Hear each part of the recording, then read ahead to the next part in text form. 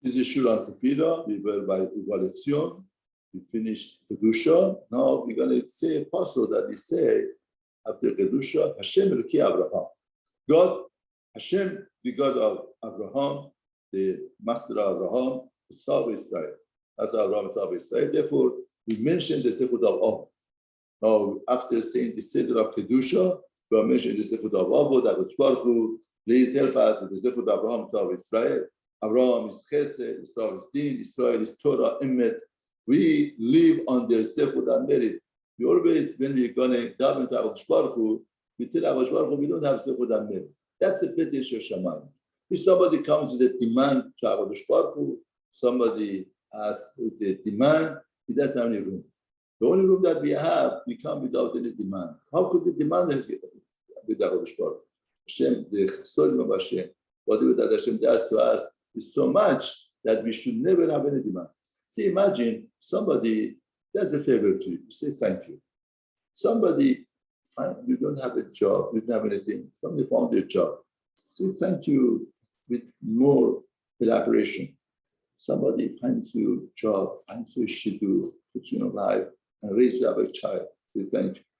And then he saves your life. But that's more and more. It gets to a point that you get so much chasodim kindness from that person, that a lot of times it's very hard for you to look at them. Okay? Somebody that you got very much chesed and kindness from him, sometimes it's uncomfortable for you to look at him because you see your existence, whatever that you have, your job is from him, your wife is from him, he saved your life, he bought your house, home. Anything that you have is from him, it's very hard to look at him. You cannot look at him. Now, I'm thinking, why doesn't that happen to us with our Baruch? When we want to look at Hashem, we should be a little bit embarrassed to look at him, that he gives us chesed, kindness, life, everything in life. Whatever that he has from Baruch Hu. Therefore, if there is a reality of relationship between us and Hashem, it's much weird. The person should be embarrassed to look at him. Sometimes, you want to look at Shamayim, to look at Hakadosh Baruch Hu, to be embarrassed that Hashem, you did so many chasodim to us, everything. And, we don't deserve anything. That's the ikaron of Tefila. Abraham of Israel, that Hakadosh Baruch Hu, we are not coming with demand. We are not coming. In New York, there is a carpool. And carpool line comes and takes the garbage from the bus from the government and takes the children. One time was a snowy day, and when there is a snowy day, there is no carpool from government. And the children, they have to go home by the parents. Now, the principal told everybody at the time, call your parents that they should come and pick you up. Now, one teacher was standing there, observes two children. One child calls home and tells home, Abba, there's no carpool today. Imma, there's no carpool. Come, I can't wait here. How long should I wait here? Come as soon as possible. The mother says, I'm a little bit busy, I come. No. Whatever that you have, drop and you have to come. You have to pick me up. I don't have patience to stay here. What am I doing here? I can't have patience. I want to come home as soon as possible.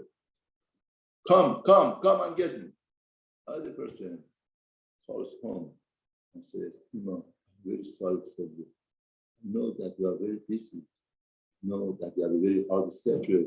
But unfortunately, we don't have carpool. You should come and pick me up. But don't work hard.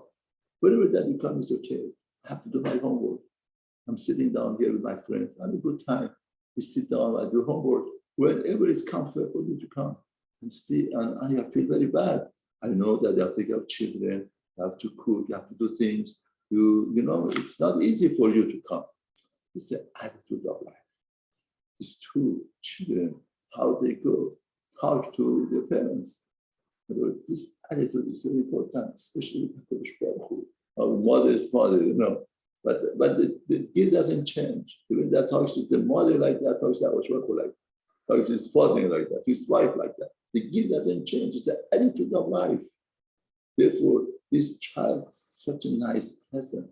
Hakadosh Baruch Hu wants to help. Somebody comes with a demand, and this, you don't want to deal with him. What type of business is that? Therefore, we go, Hakadosh Baruch Hu, right? Our father, keep this. What does keep this mean? Keep this zechut and build up kedusha that we said. There we had kavanah, we didn't have kavanah, we understood the depth of it, we didn't understand the depth of it. But please, Hashem, keep this zechut le'olam forever. Le'yetzer machshav levavam elecha, for the inclinations and the thoughts of the heart of your nation.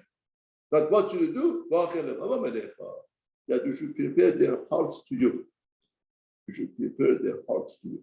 That's the most important thing. Our heart should beat for our Shbarach, understand, appreciate, be grateful. No, Vision the Rebbe said something very important. And last week, Parasha, when they came back, again they came back, and they cried. Hashem says, what? You are crying for nothing. I make something that you should cry. At least you cry for a good reason. That night becomes Churban HaBeit which is the Rebbe said, I had a chassid that he was very wealthy, he had a lot of money and wealth. And once he lost a little bit of money, he says, oh, Christ, what to me?